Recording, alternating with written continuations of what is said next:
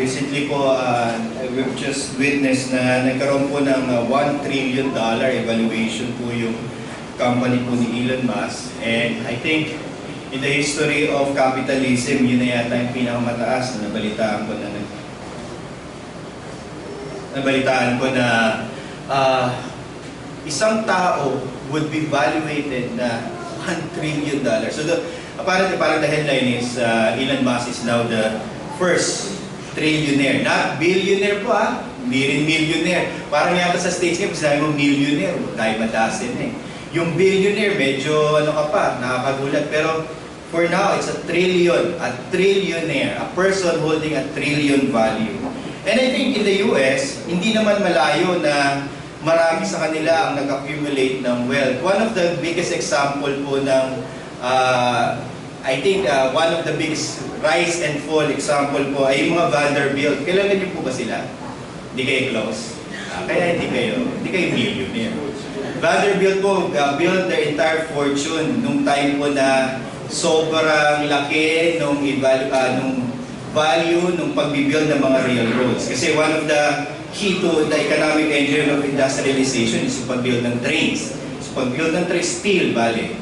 So I think at some point, the rise of the Vanderbilt, they are the wealthiest to a point na they can be equivalent to the entire treasury of the American government. Ganun kalaki yung kanilang asset. And sadly, and this is why we're talking about it, is because in due time, even though the Vanderbilts were the craziest billionaires that time, in just a century, yung kanilang buong wealth ay nawala. And it begs the question, why?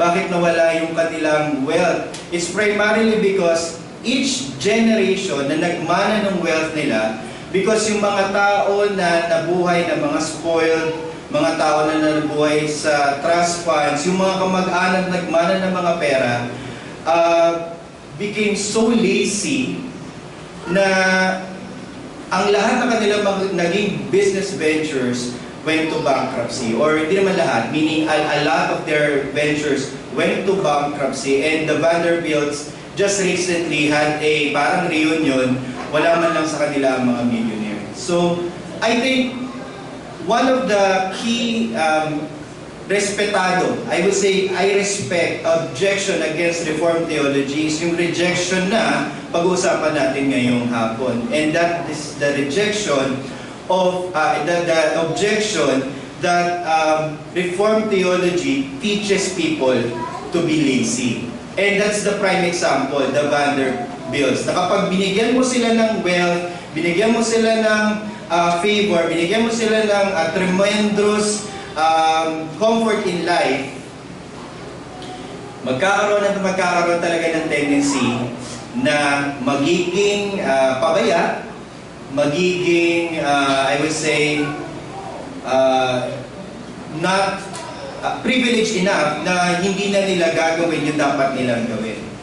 And I think that is the Achilles heel. Pag sinabi natin na greatest weakness, the expression is the Achilles heel na laging pinopoint out sa atin. And that is why Ursinus always explains na kapag mayroong doctrine of justification, pagpasok agad nung second Lord, ay sumunod na Lord's Day, doctrine of good works. And that is the question that we have to answer today. And I believe answering the question will help us. Ngayon, siguro ilang beses ko na itong pangalawa ko na itong preaching It's about the judgment throne of God. Siguro I will not anymore dwell on a lot of the specifics on the text, but rather dwell on the logic kung bakit hindi totoo yun. The logic is, kapag binigyan mo ng grace ang isang tao and wala na siyang kailangan gawin para sa kanyang kaligtasan, asahan mo, babaliwalayin niya yung kaligtasan. Kumbaga, he will trample on it and he will no longer be a kind of person that produces good works. And that's the logic. And that's the logic that we all think na totoo naman na nangyayari.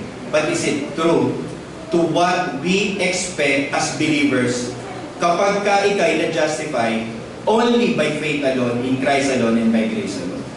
So I think before we begin, let us dwell on this matter.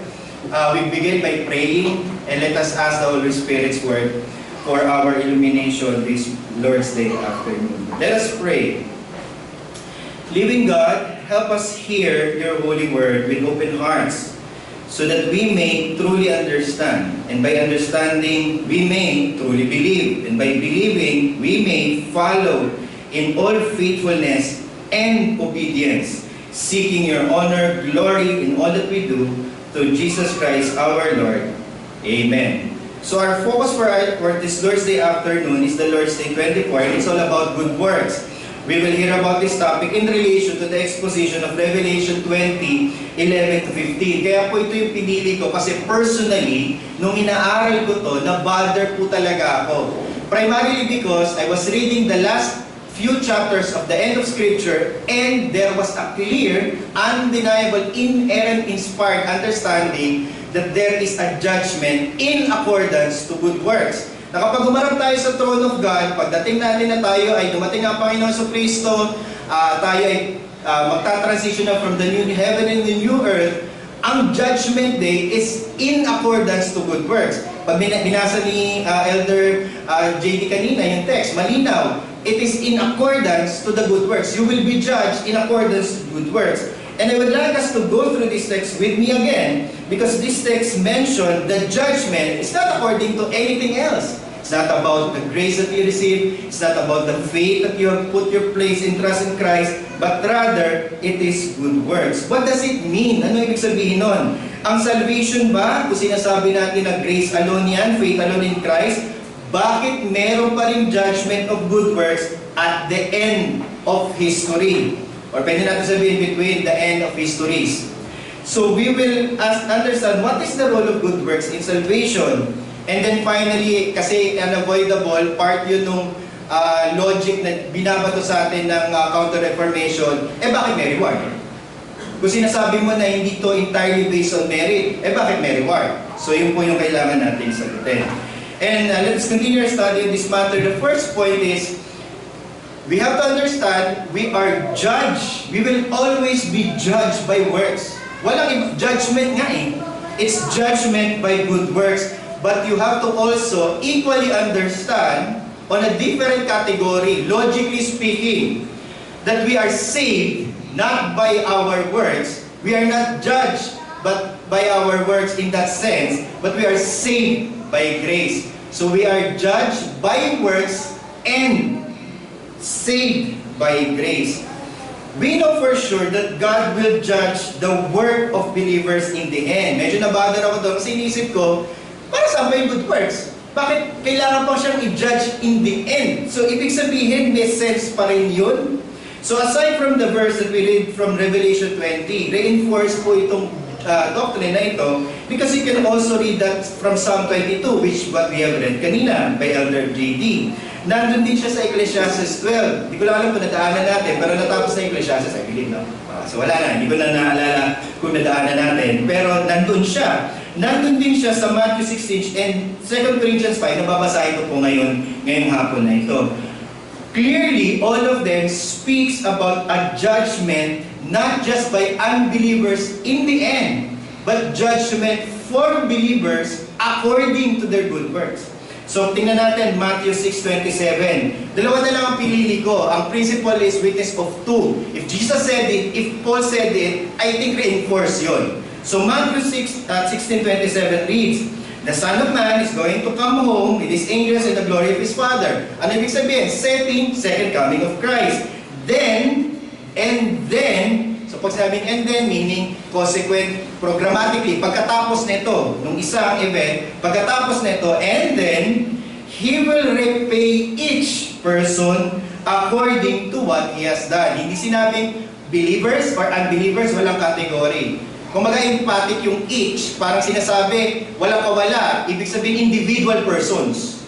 Each person according to what he has done. And clearly, what he has done means work, good work. Second, sabi ni Paul, for we must all appear. Hindi niya sinabi na we must appear lang yung mga na-rapture, although wala namang ganon. We must appear yung lahat ng mga hindi nagpatata ng 666 sa noo, although wala namang totoong literal na ganon. But actually, pag tinignan mo, all must appear, sabi ni Paul.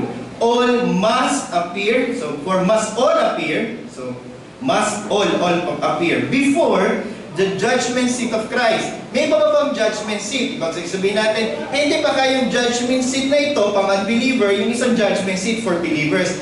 And that complicates its thing eh. So pag sinabi kong judgment throne of God, judgment seat of Christ, I think it is referring to the same event, which is the judgment at the end of the entire history. So that each one, bawat isa, may receive, may reward what is due for what is done in the body, and the qualification is whether good or evil. Ibig sabihin, hindi lang pinag-uusapan yung good things that has been done, but also the bad things that has been done against the body, meaning bad things, ibig sabihin evil, ibig sabihin sin. Tama? So ang judgment call is not just to reward, but the judgment call is also to punish. Malinaw po yun.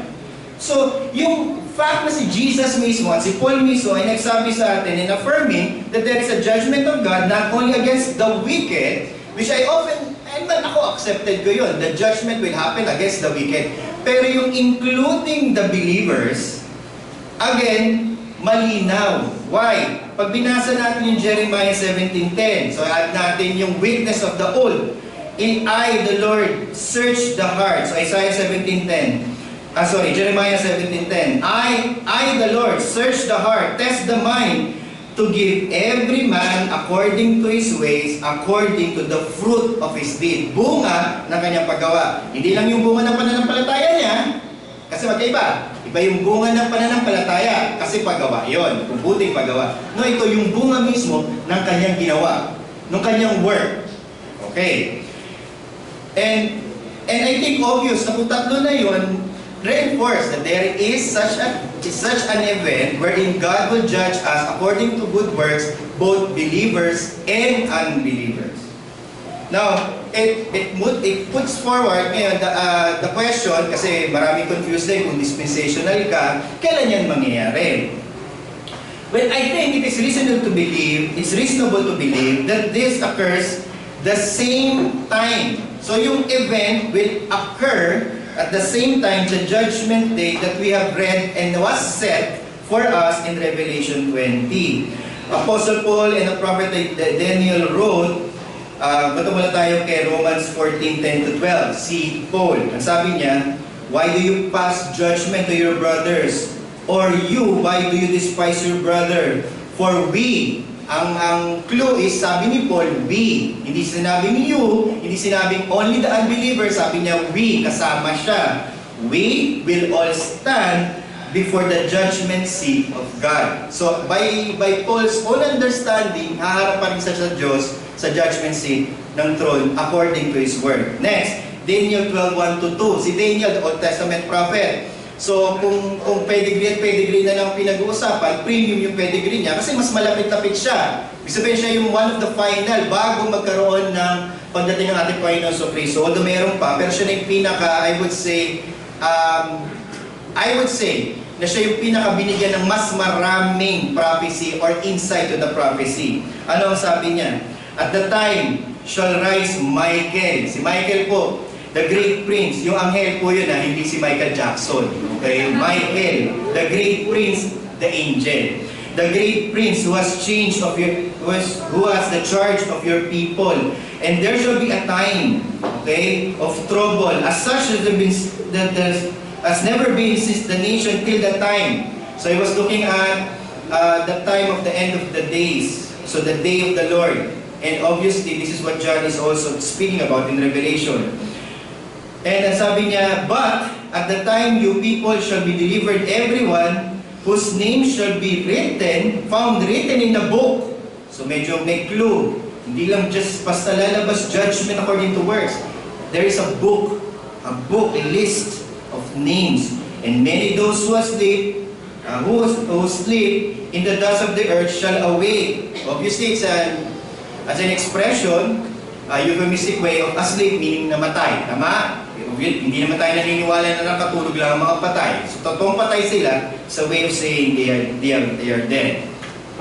In the dust of the earth shall awake. And ito yung lagi nating basis na merong judgment pa rin, both believers and unbelievers. Ba tayo naniniwala? Is Daniel said, some to everlasting life. So may judgment according to everlasting life, but some to shame and everlasting contempt. Lalabas, may mga tao kasi nang naniniwala sa total annihilation ng mga tao, mga makasalanan. Ibig sabihin, para hindi ma-resolve na lang yung issue of God's love, lalabas, wala ng hell. Basta yung lahat ng mga makasalanan, hindi na mag-e-exist sa new heaven and new earth. Sila ay mawawala na lang, parang wala, annihilation. Dito, imposible. Kasi some of them will still face eternal life, some of them will still face eternal death. So, dalawa po talaga yung mangyayari. So again, it is reasonable to say that the judgment against the wicked, and there is also a judgment against the believers. And what is the basis of this judgment? It is works. Kasi again, pag sinabi mong judgment, salvation, oo, by grace. Pero pag sinabi mong law, judgment kasi ang usapin. Ang judgment is all about, ano hindi mo ginawa, dapat mong ginawa. Pag di mo nagawa, parusa ka. Pag ginawa mo, may reward ka. Ganun simple ang judgment. Definitely, this is a judgment according to works. Because all of us are under the covenant of works in Adam. Yun po yung laging ina-explain kasi ng holistic view of Revelation 20. The only way ko na-resolve to is not to look at Revelation 20 in isolation, while I can do it in context. Not to destroy the context, it is still judgment according to works, but I have to be informed by the full inspired 66 scriptures of books na alam ko na inspired that teaches me the covenant of works. So, tanggap natin dapat lahat na hindi natin pwedeng takasan, maging mananampalataya man tayo hindi. Because lahat naman tayo ay nasa ilalim talaga ng tipan ng paggawa kay Adan. Lahat ng pinanganak ni Adan, sino po dito ang hindi anak ni Adan? Okay, good. So lahat kayo, tao. Kasi pag hindi kayo galing kay Adan, unggoy ang lalabas, di ba po? So hindi naman yung matatanggap. So lahat tayo galing kay Adan. Lahat tayo ay human. And because you're human, you're under the covenant of works. And this is why we will all face the judgment according to our good works based on our own performance. Kasi, ipupush ko lang yung limit para makita natin yung contrast. Pero, ang judgment according to works has to be personal, has to be perfect, and has to be perpetual. Ibig sabihin, hindi mo pwedeng i-excuse kay San Pedro, hindi mo pwedeng excuse sa judgment throne of God, ay sabi mo, hindi, nung ginawa ko yun, hindi ko naman alam na meron na palang judgment according to works. Hindi pwede. Kasi, alam mo dapat yun. It is your fault if you do not know.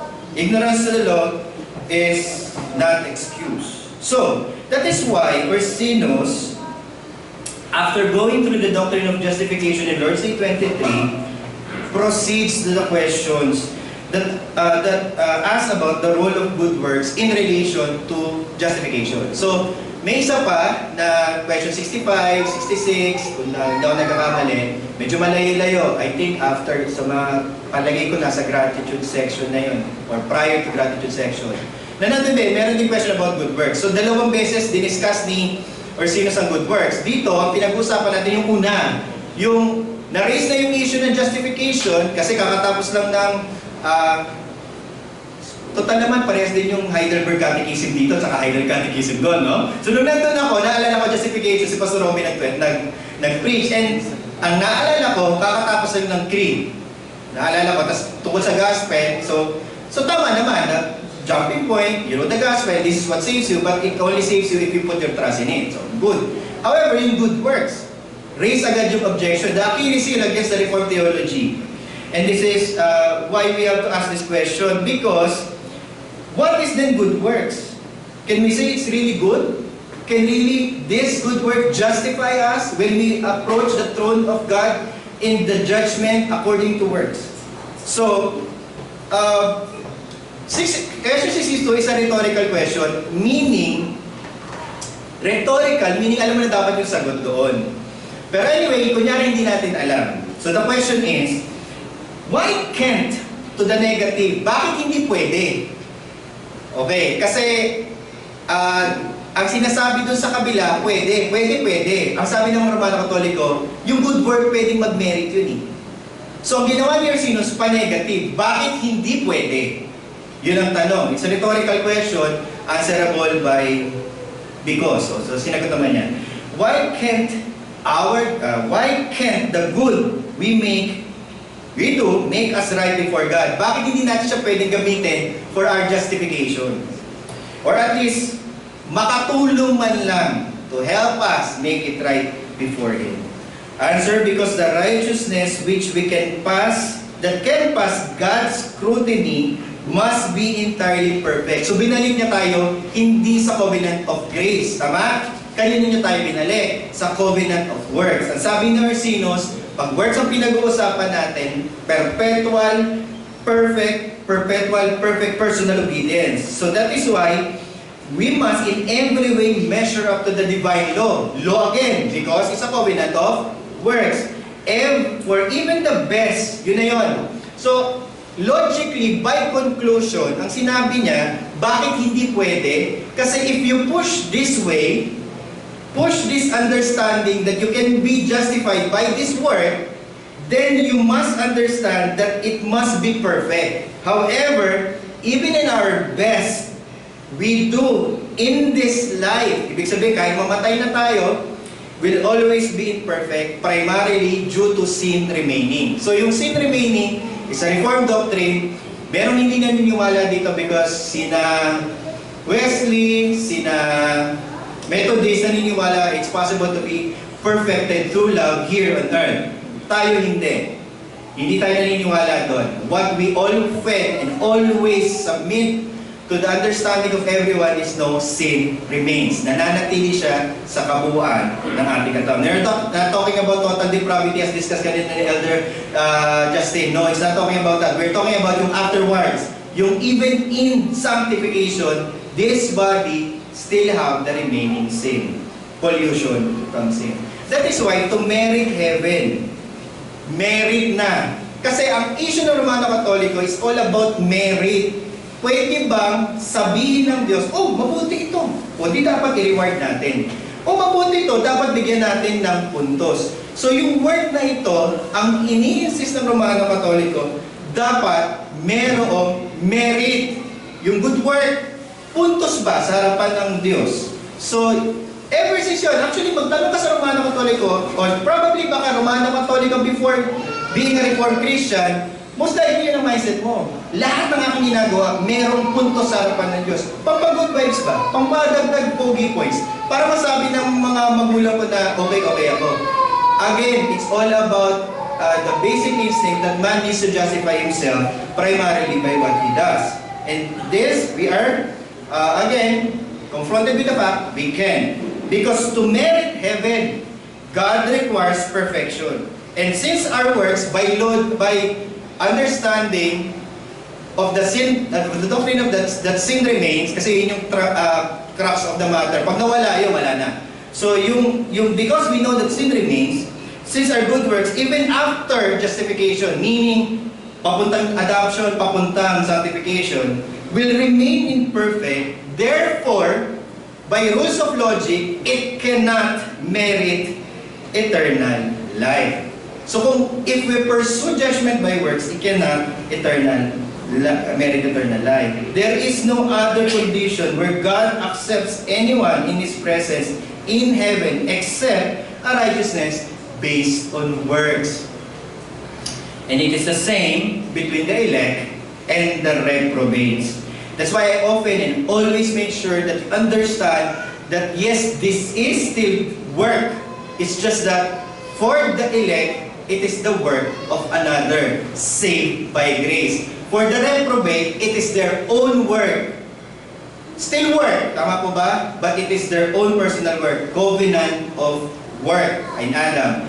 Tayo, while we all have that same condition, our salvation is not, because we've been judged by work already, our salvation is based on the merit of the work of another. However, while reprobates are judged by their own work, elect believers receive a perfect righteousness accomplished by Christ and applied by the Spirit. Hindi lang pwedeng accomplished by Christ kasi yung issue is good work, kailangan may applicatory. Ibig sabihin, hindi tayo naniniwala lang dito na void regeneration. Ibig sabihin, aborted regeneration. Ibig sabihin, pwedeng na-regenerate ka pero hindi ka na-convert. Hindi pwede. Hindi pwede. Ang pinag-uusapan natin dito, elect believers. Elect ka, regenerate afterwards, but in due time, you've already converted to faith and repentance. Kailangan converted. Okay? So this is based not on the works of our personal obedience, but by faith on the work of another. It is a righteousness accomplished by the other. And when compared to the righteousness required to us by the covenant law, this righteousness is received by faith alone, accomplished and applied by Christ and His Spirit. This is the ground and the basis specifically of justification. And yung po yung naging issue natin, matagal na panahon na, kung naging Piperian kayo, whatever, so napasama kayo sa controversy, yung final salvation. Because hindi pa rin pwede, yun yung ini-insist natin, baka naman nagka-misunderstandingan lang naman. Okay, pero ang ini-insist natin sa kanila, hindi pwedeng basis ang final salvation and yung ating justification magkaiba pa. No, even our final salvation is under the covenant of grace. Ibig sabihin, yes, we've been judged by work and already received that understanding that if you push it that way, further away, we will always receive that. Na, nay. Pero pagka righteousness based on faith alone in Christ, who is our righteousness, that is the yes of God. Yes, the ground of our justification, and even broadly of our salvation, it is on the foundation that supports the structure that is the covenant which we call grace. So when when John mentions the book of life, kaya pag binasa mo yung Revelation 20, while it keeps on saying judgment by works, ang hindi madalis mapansin doon, ano yung book of life? The book of life is not the life, kasi dalawa yung books eh. O, depende kung sinong theologian na susundan mo, pero susundan ko yung theologian na Reform. So yung theologian na Reform, and I remember, nakalimutan ko yung pangalan niya. Mamaya na lang. Palalim sa akin. Yung ano yung pinagmasiyawan nito. Mamaya maalala ko. Yung Reformed theologian, yung books and book of life magkaiba. So yung books according to the work, meaning yung talaan ng lahat ng ginawa, pero yung book of life, hiwalay yun. Book of life. So ito yung book of life na sinasabi kung saan ang pangalan ng lahat ng mga whole number of elect. Yung 144,000 sa Revelation 14 at Revelation 7, yung 144,000, hindi po Jehovah's Witness lang yon. Okay? Hindi po.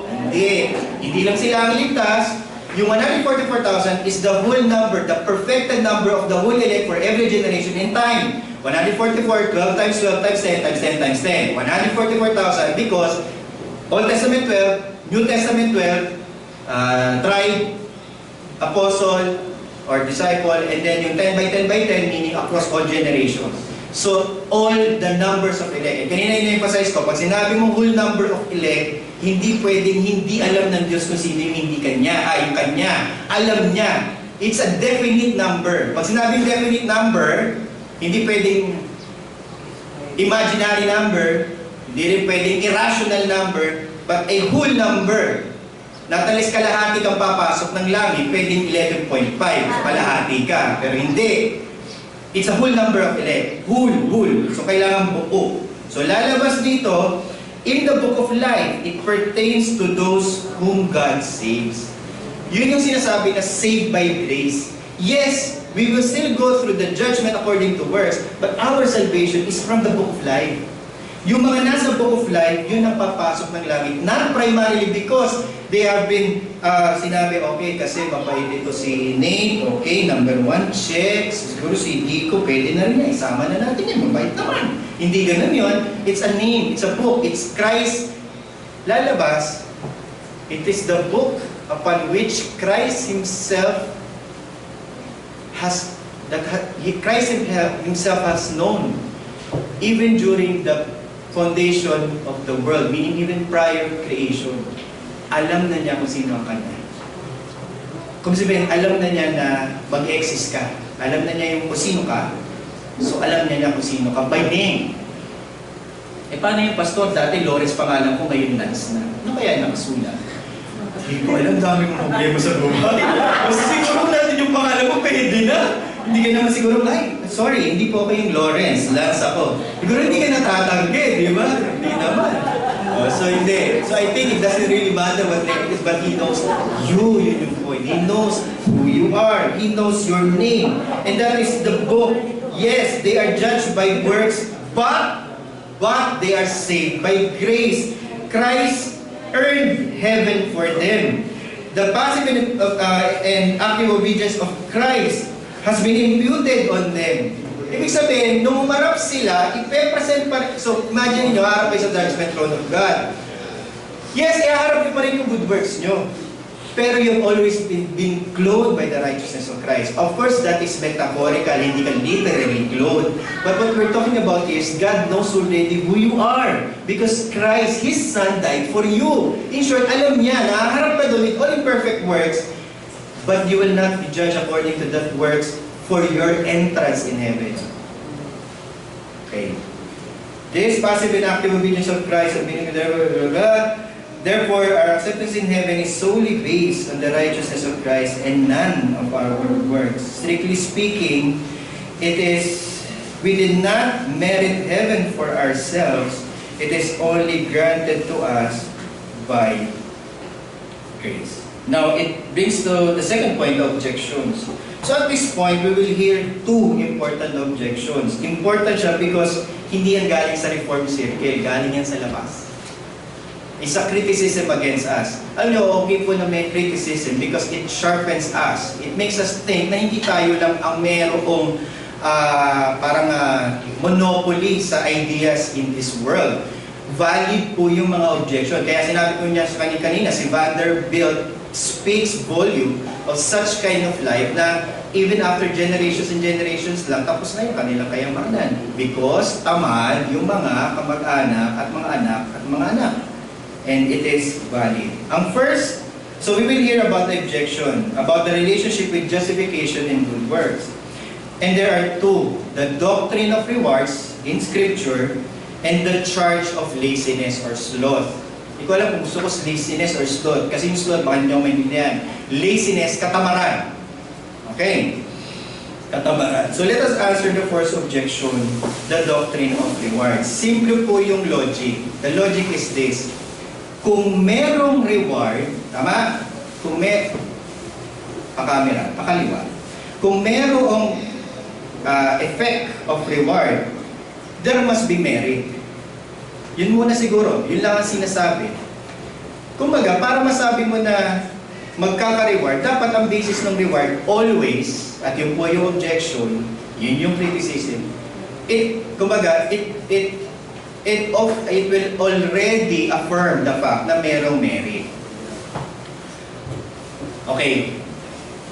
Personally, and you have to understand also by your own understanding of Scripture, you have to research to it.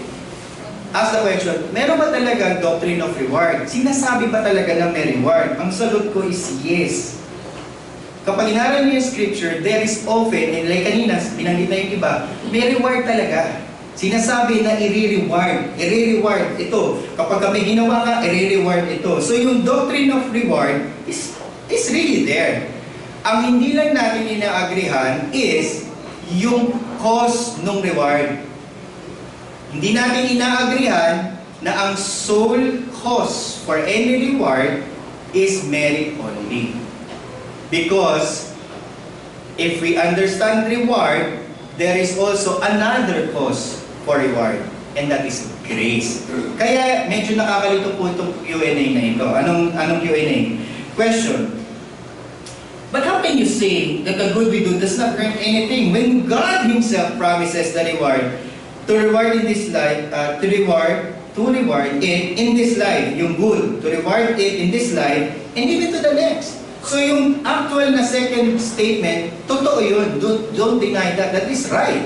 God promises, okay, promises to reward it, which is yung good that we do in this life and the next. Scripture, and we have to admit, we have to embrace that. Hindi tayo naniniwala lang na patsi-patsing scripture o yung ano lang nagpipli sa atin, ano yung support sa doctrine natin. Hindi. Tanggap natin yun. May doctrine of reward. However, and this is where Orsino's help, I think, may mga sinabi pa ako dito. Baka si Calvin din. Basahin ko lang ha, kasi medyo technical, tama po ba? Kasi sabihin niya, tinuro lang ni Pastor Lance yan. Hindi. So, talagang naging issue nila ito. Si Ursinus yung una kong babasahin, pangalawa si Calvin. Pero ang sagot kasi ni Ursinus ito, the reward is not earned.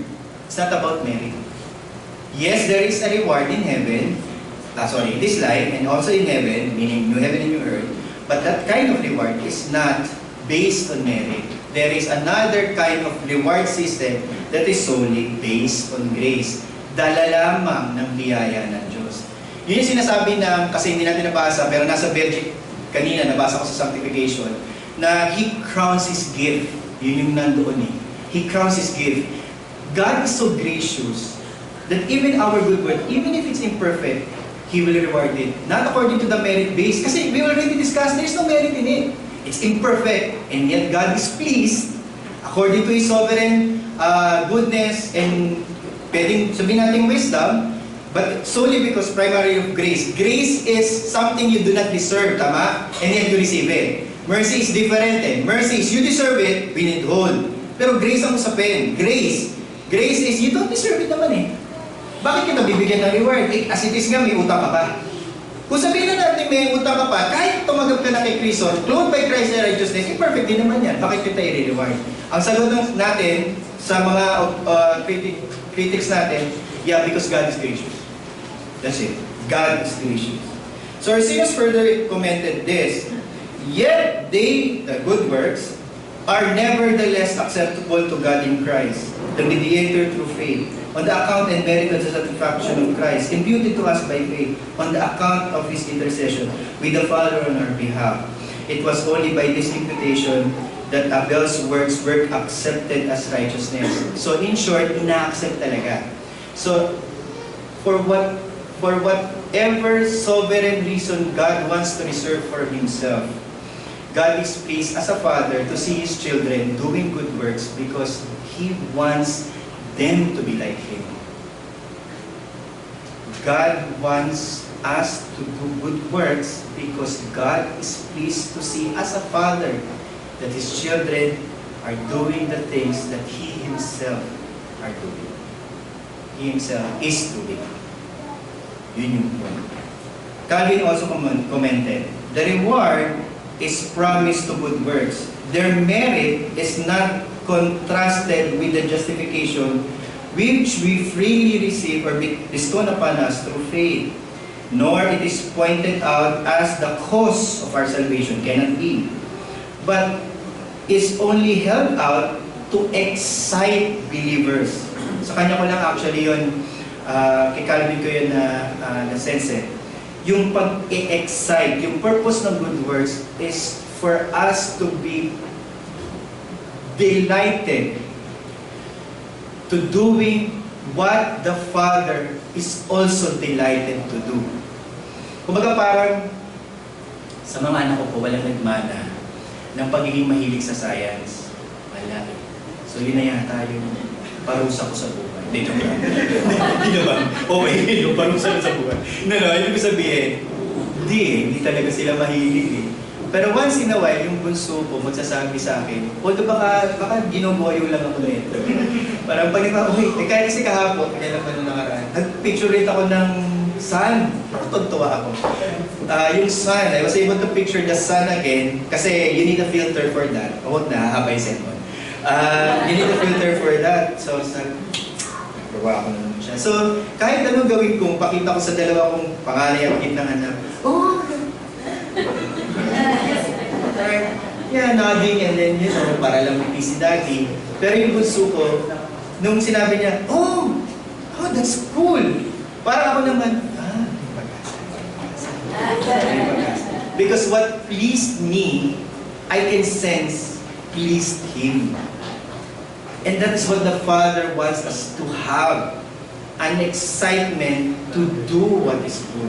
Because He delights in it. The Father delights in this. It is about doing what is pleasurable and what is pleasing to God. And that, kaya kahit si Piper po, ayoko dyan. Hindi naman, no. Sorry. Si Piper po kasi ang isa sa mga first baptistic, predestinarian, tuliper na nag-convert dun sa aking mindset pagiging Armenian ako eh. So, and I appreciate that one. Pero yung kanyang yung hedonistic, may maraming issues yun. Pero it's about delight kasi. Siguro hindi na niya na-communicate ng through and through in a reformed sense. Pero what he's saying is, the Father is delighted to see that we are delighted doing what delights Him. To excite believers, to aim doing what is right, and assuring them that their labor will not be lost. One of the most discouraging facts of being in the ministry is feeling mo, wala rin naman nangyayari. Kasi totoo alam nyo, minsan, there's a high and low in ministry. Minsan, feeling mo lahat na nangyayari, sangayon sa kagustuhan ng Panginoon. Pero kapag ang mga lahat nangyayari ay hindi na maganda, hindi na sangayon sa kalooban ng Panginoon. So, feeling mo, meron kang say kung ano yung kalooban at hindi kalooban ng Panginoon. Yun yung problema. And there's always an issue na you will always feel that this labor is always in vain, but not with the Father. The Father is assuring us, He is assuring us that the reward that we will receive in heaven is something that is so undeserving because wala ka rin namang nagawa doon basically, pero God involved you in this, you participated in the kingdom, and yet He will still give you the reward. So, you do not deserve, and yet He is pleased to give it to you.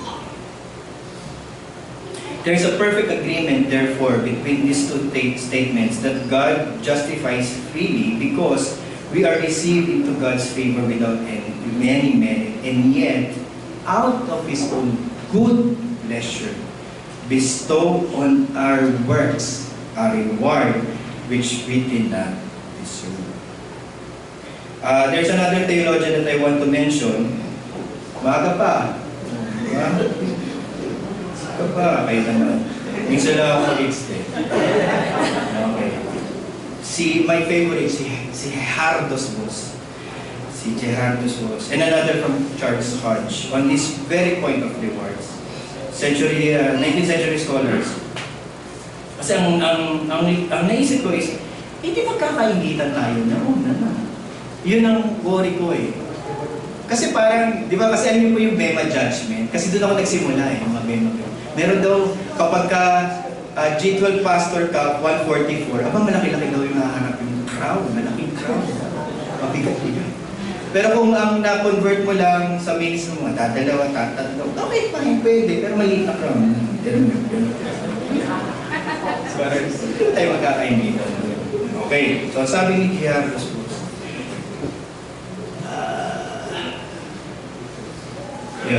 salvation will be perfect for all. So kung nasa langit tayo, yung kaligtasan natin is perfect for all. But nonetheless, not entirely the same for all. Hirapan ako, no? Hirap. Actually, hindi ako statement na yun.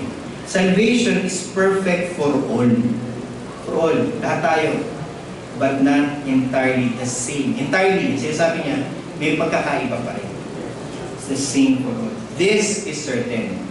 Sabi ni Gerhardus Vos, the difference will not possibly provide any occasion for unhappiness. Hindi tayo magkakaroon ng inggit o sasabihin, ay siguro dapat pala pinaling-galingan ko pa mismo, kailangan gumalaw-galaw ko pala para lang makakuha ko ng malaki-laki. No, it's not a cause for unhappiness. Accordingly, for believers' works are criterion for the glory to be received.